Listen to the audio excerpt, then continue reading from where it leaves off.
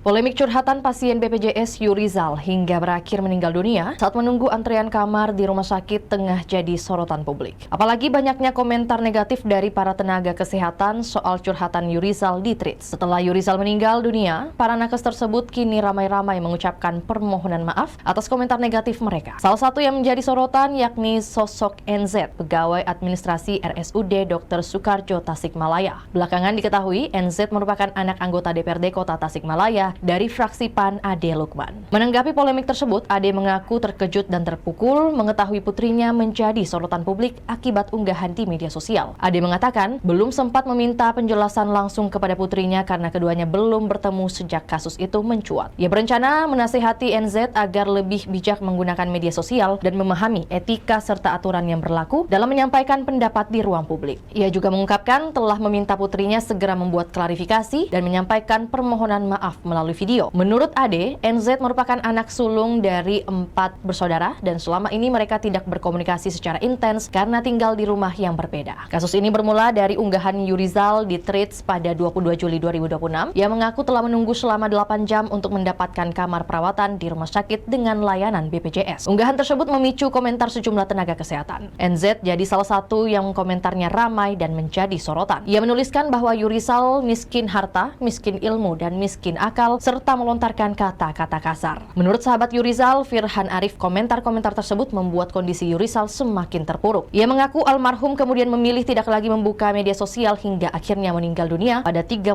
Juli 2026. Itulah tadi berita hot news kita pada hari ini. Saksikan berita hot news lainnya hanya di kanal YouTube dan Facebook Tribun Timur. Download Tribun X sekarang.